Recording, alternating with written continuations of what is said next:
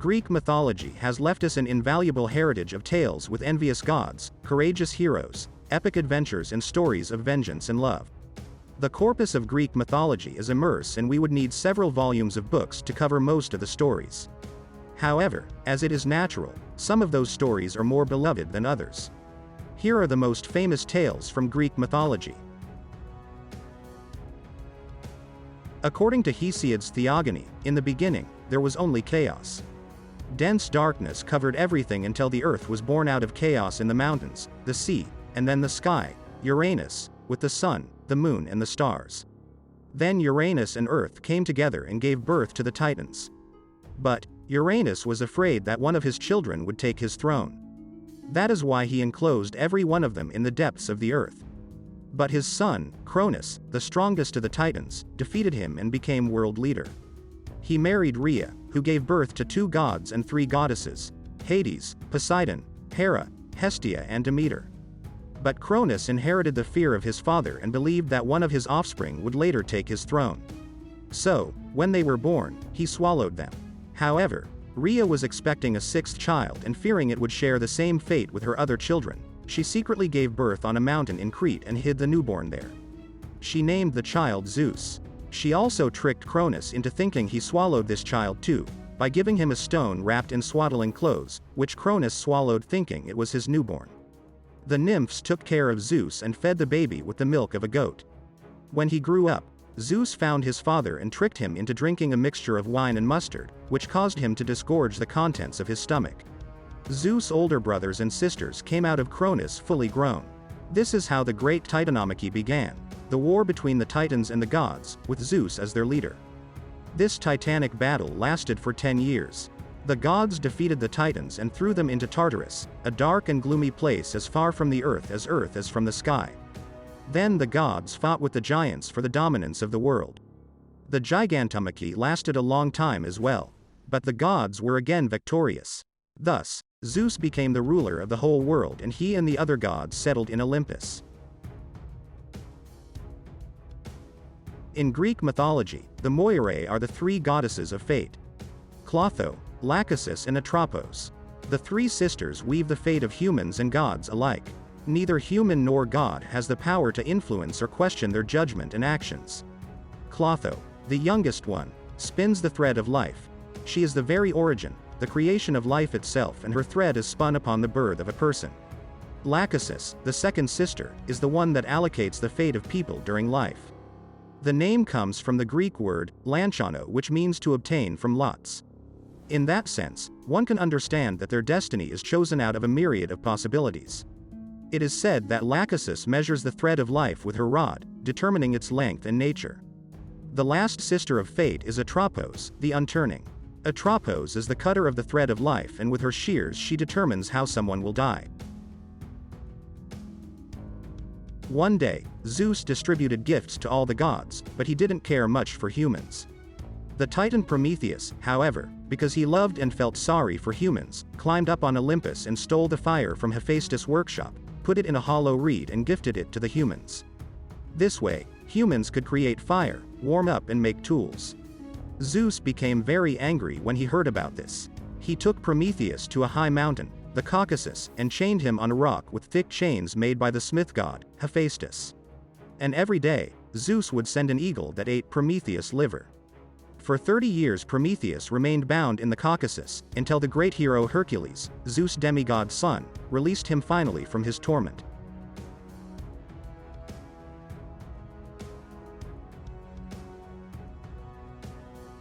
After Prometheus gave the fire to humans, Zeus decided to take vengeance. He ordered Hephaestus to create the first human woman out of soil and water. Each god gave the woman a gift. Athena gave her wisdom, Aphrodite beauty, Hermes cunning, and so on. The name of the woman was Pandora, meaning all gifts in Greek. Zeus gave Pandora a jar, warning her not to open it under any circumstances, and sent her to Prometheus' brother, Epimetheus. Prometheus had warned his brother not to accept any gifts from Zeus. However, Epimetheus accepted Pandora, who, although tried hard to resist the temptation, opened the jar and released all evils upon the world. Hatred, war, death, hunger, sickness and all the disasters were immediately released. Persephone was the daughter of Demeter and Zeus. As Persephone grew, so did her beauty. When Hades, the god of the underworld, saw her, he immediately fell in love with her and decided to abduct her. According to the Homeric hymn to Demeter, one sunny day the young Persephone was gathering flowers in a field, accompanied by her close friends, the ocean nymphs. The carefree Persephone moved away from her companions in search of the most beautiful flower. When she reached out to pluck a wondrous narcissus, earth yawned open and Hades appeared in his golden chariot and snatched her away to the underworld while she was in tears. Demeter was looking in vain for her daughter day and night. The land and crops of the earth began to wither. After a while, the sun, looking at everything from the sky, felt sorry for the goddess and told her what happened. Demeter went to Zeus and demanded that Persephone be returned, or else she would not let the earth blossom again. Zeus sent the messenger god, Hermes, to Hades with the command to release Persephone. Before returning her to Hermes, Hades forced Persephone to eat 6 pomegranate seeds. Hades knew that if someone ate food in the underworld, they could never really escape the world of the dead. Persephone was shortly after reunited with her mother. However, Demeter was furious when she heard about the pomegranate seeds. Zeus then proposed a compromise. For every seed Persephone had eaten, she would spend a month with Hades. Demeter accepted Zeus' proposal. Thus, Persephone would travel to the underworld every 6 months, during which time Demeter would mourn in the earth with her. But after 6 months, Persephone would return to her and Demeter would be happy again and the earth would blossom once again. Hint: this story is part of the mythological explanation of how the Eleusinian mysteries were founded, the most sacred and secret religious rites of ancient Greece. Cecrops, the first king of Attica, had named his city after him, Cecropia. However, the gods of Olympus saw this lovely piece of land and wanted to name it after them and become its patron. The most persistent rivals were Poseidon, the god of the sea, and Athena, the goddess of wisdom. To solve their dispute, Zeus decided that each of them would present a gift to the city and the people of Cecropia would decide which gift was the best, and therefore which god would be the patron of the city. One sunny day, Cecrops and the residents of the city went up to a high hill to watch the gods presenting their gifts. Poseidon was the first to present his gift. He struck a rock with his trident and caused a spring of water to gush forth from the ground. This signified that he was assuring the citizens with water and therefore they wouldn't face any time of drought. However, the people were not exactly enchanted with his gift because the water from the spring tasted salty, just like the waters of the sea over which Poseidon ruled. Next, it was the turn of goddess Athena. She struck her spear on the ground and a lovely olive tree jumped out of the earth. The citizens liked this gift better because it would give them food, oil and firewood. This is how Athena became the patroness of the beautiful city, and this is how Athens got its name according to Greek mythology. In Greek mythology, Minos' son, Androgeos, has been treacherously killed while he was in Athens.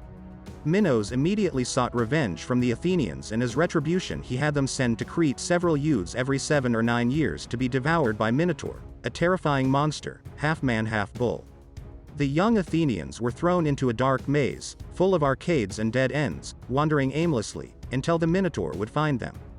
Theseus, the son of the king of Athens Aegeus, did not endure this humiliation and demanded to be among the 7 young men that were to be sent for the 3rd time to the labyrinth. So, he arrived in Crete and met Minos' daughter, Ariadne, with whom he fell in love. Ariadne then gave Theseus a lame spinner, known as Ariadne's thread, and advised him to tie his end to the entrance of the labyrinth and unwrap it so that he could find the exit after killing Minotaur.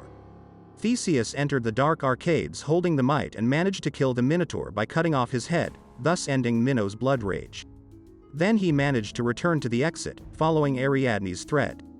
Theseus took Ariadne with him on his boat and began the journey to Athens. However, they made a stop on the island of Naxos, where they celebrated their love. While on the island, the god Dionysus appeared in Theseus' dream and told him that he had to leave the island without Ariadne since she was meant to stay there and become Dionysus' wife. Ariadne stayed in Naxos and married Dionysus, while Theseus returned to Athens. The two lovers never met again.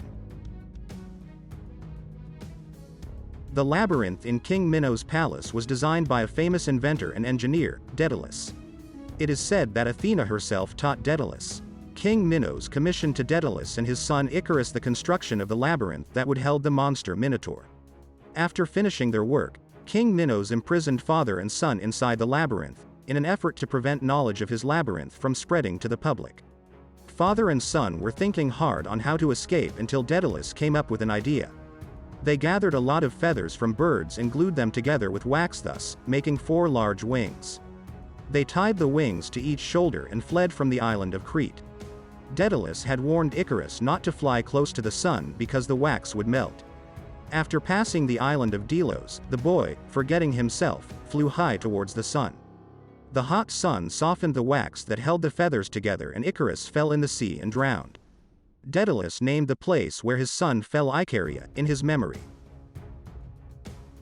The legend has it that before Theseus left for the palace of King Minos in Crete to kill the Minotaur, Aegeus, his father and king of Athens, asked him to change the sails of his ship from black to white on his return home so that he knew that he survived. Aegeus waited patiently in Sunio to see his son's ship return and the color of its sails. Theseus, although he killed the Minotaur and got out of the labyrinth safely, he forgot to change his sails to white. Seeing the ship with the black sails, Aegeus thought that his beloved son was killed. Sadness and grief filled his heart and mind, and without waiting to get the news from the men on the boats, fell from the rocks of Sunio into the sea below. Since then, the sea is called Aegean in his memory, and his son, Theseus, became the king of Athens. Another famous tale from Greek mythology is the killing of the terrifying Gorgon Medusa from the great hero Perseus. Perseus was a demigod, son of the Olympian god Zeus and the mortal woman Danae. Perseus sought to kill Medusa, the only mortal of the 3 monstrous sisters. Instead of hair, Medusa had living venomous snakes on her head, and anyone that would look at her eyes would immediately turn into stone. With the help and the wisdom of goddess Athena, Perseus approached the monster by looking through the reflection of a shield and cut off her head. If you liked this video and want to see more, please support me with like and subscribe.